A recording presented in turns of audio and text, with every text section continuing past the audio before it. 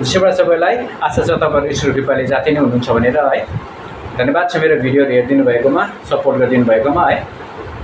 जो मेरो भिडियोमा नयाँ हुनुहुन्छ फलो गर्नु नभुल्नुहोस्, सेयर गर्नु नभुल्नुहोस् र कमेन्ट गर्नु नभुल्नुहोस् है। आजको भिडियोको टपिक हो प्रोटिनको बारेमा है। अब नर्मली हाम्रो सोचाइमा चाहिँ प्रोटिन मान्छेले के सोच्छ भने प्रोटिन चाहिँ एक्सर्साइज गर्ने मान्छेले मात्रै खानुपर्छ या त मर्दहरूले मात्रै ज्यादा खानुपर्छ भन्ने सोच्छ है। तर त्यो चाहिँ भुल धारणा हो, त्यो चाहिँ मिथ हो है। प्रोटिन चाहिँ चाहे कोही पनि होस्, चाहे औरत होस्, चाहे मर्द होस्, चाहे नानी होस्, चाहे बुढो होस्, प्रोटिन चाहिँ हाम्रो जिउमा एकदमै जरुरी छ।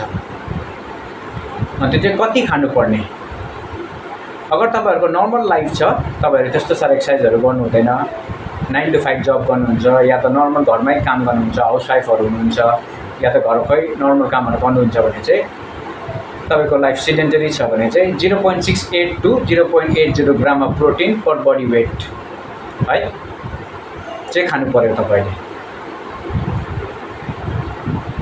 अन्त अगर तपाईँहरू एक्सर्साइज गर्नुहुन्छ, एथलेट्सहरू हुनुहुन्छ, वर्कआउटहरू गर्नुहुन्छ जिममा गएर है, या त कुद्नुहुन्छ, एकदमै तपाईँको बडी एक्टिभिटी एकदमै ज्यादा छ भने चाहिँ तपाईँले 1.80 gram of protein to 2 gram of protein per body weight खानुपर्छ। क्यालकुलेट गर्दा चाहिँ कसरी गर्नुपर्छ भने चाहिँ तपाईँको 0.68 ग्राम अफ प्रोटिन इन्टु तपाईँको बडी वेट कति छ त्यसलाई इन्टु गर्नुहोस्, जति आउँछ त्यो चाहिँ तपाईँको डेली प्रोटिन कन्जम्सन हुन्छ है। अगर तपाईँ एथलेटिक हुनुहुन्छ भने चाहिँ एक्सर्साइजहरू गर्नुहुन्छ, बडी मसल बनाउनु चाहनुहुन्छ या त वेट म्यानेजमेन्ट गर्नु चाहनुहुन्छ भने चाहिँ तपाईँले 1.80 gram of protein yeah 2 gram of protein into यो बडी वेट गरेर चाहिँ जति तपाईँको निस्किन्छ क्यालकुलेट गर्दाखेरि त्यति ग्राम अफ प्रोटिन चाहिँ तपाईँले डेली लिनुपर्छ है, तपाईँको ब्रेकफास्ट, लन्च, डिनर गरेर। अन्त तपाईँको प्रोटिन सोर्सहरू चाहिँ तपाईँको भेजिटेरियनहरूको लागि पनि अप्सन्सहरू धेरै छ है। जस्तै दालहरू भयो, दालमा तपाईँको राजमा, मुसुरी दाल, मुङ दाल, चना दाल। तर खाँदाखेरि चाहिँ तपाईँले जहिले पनि कार्बोहाइड्रेटसँग मिक्स गरेर खानुपर्छ, किनभने चाहिँ कम्प्लिट अमाइनो एसिड हुँदैन दालमा चाहिँ। जब तपाईँको कार्बोहाइड्रेटसँग मिक्स गर्नुहुन्छ त्यति बेला तपाईँले कम्प्लिट अमाइनो एसिड पाउनुहुन्छ तपाईँको प्रोटिन है। प्रोटिन चाहिँ एउटा बिल्डिङ ब्लक जस्तो हो, जस्तै अब इँटाहरू जस्तै है, इँटा जोडेर घर बनिने, त्यसरी नै सेम वेमा प्रोटिनले चाहिँ तपाईँको मसल बिल्डअपको लागि चाहिँ हेल्प गर्छ है। मसल चाहिँ किन जरुरी छ भन्दाखेरि चाहिँ नर्मल तपाईँको लाइफमा है सिडीबाट चढ्नुदेखिको लिएर झर्नुदेखिको लिएर हिँड्नु, डुल्नु, केही उचाल्नु सबै चाहिँ तपाईँको मसलमा स्ट्रेन्थ हुनु पऱ्यो, अन्त मसल हुनु पऱ्यो तपाईँको।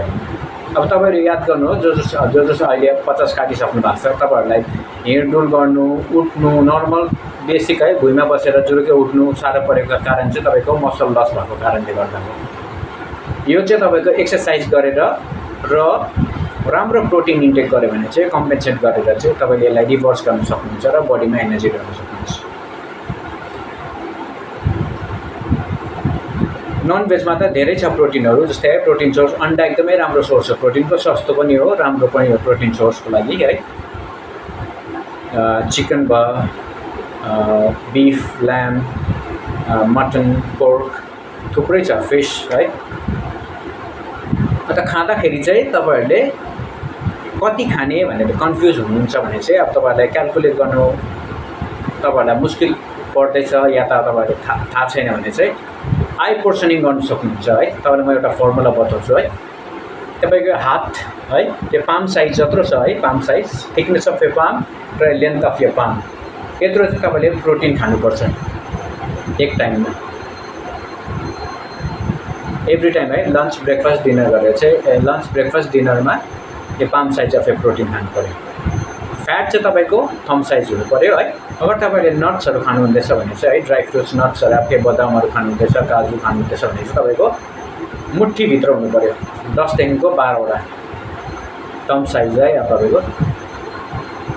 अन्त फ्याटको लागि चाहिँ तपाईँहरूले रिफाइन तेलहरू चाहिँ अभोइड गर्नुहोस् है, चाहे कुनै पनि होस्, सनफ्लावर होस् कि पाम ओइल होस् कि राइस ब्रान्ड होस् कि अरू के छ सोयाबिन ओइल योहरू चाहिँ अभोइड गर्नुहोस् है।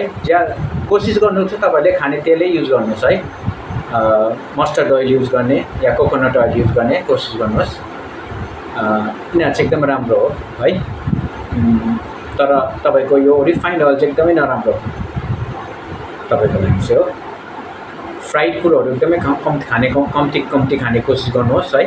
खाँदै नखानु त म भन्नु सक्दिनँ, अब त तपाईँहरूको हो डिसिप्लिन है कसरी गर्नुहुन्छ, तर कम्ती खाएको चाहिँ राम्रो हो। त्यसले चाहिँ बडीमा इन्फ्लेमेसन बनाउँछ। अन्त फ्याट तपाईँको थम साइज अफ यो फ्याट है। अन्त तपाईँको कार्बोहाइड्रेट चाहिँ फिस साइज तपाईँको यो मुठीभरि 240 ग्राम एकपल्टमा चाहिँ राइस पाकेको भात या रोटी 3देखिको 4टा रोटी, या तपाईँहरूले अब केही अब कन्दमलहरू या त ट्युबर जुन चाहिँ भन्छ इङ्ग्लिसमा है त्यो खानुहुँदैछ भने जस्तै अब तपाईँको सक्खरखण्डा, सिमन्तगुल, आलु, जरा केही पनि खानुहुँदैछ भने चाहिँ तपाईँले 240 ग्रामहरू खानु पऱ्यो। अन्त भेजिटेबल्सहरू चाहिँ तपाईँले 2 कप साइज हातभरिको 2 कप साइज चाहिँ खानु पऱ्यो। म तपाईँहरूको कन्भिनियन्सको लागि चाहिँ फेरि एकपल्ट रिपिट गरिदिन्छु है। यो palm size of your protein and the thickness of your palm, thumb size of your fat and a fist size of your carbohydrate, and 2 cup size of your hand चाहिँ भेजिटेबल खानु पर्यो। यति चिज है तपाईँको म्याक्रोन्युट्रिएन्ट जस्तै तपाईँको फ्याट, कार्बोहाइड्रेट र प्रोटिन र माइक्रोन्युट्रिएन्ट तपाईँको भाइटामिन मिनरल जो भेजिटेबल्सबाट पाउनुहुन्छ। यति चाहिँ तपाईँले जहिले पनि तपाईँको खानामा इन्क्लुड गर्नुपर्छ एउटा राम्रो हेल्थ र राम्रो बडीलाई न्युट्रिसन दिनुको लागि चाहिँ। र stay tune, stay healthy, keep exercising and don't forget to take enough protein. Good day, thank you.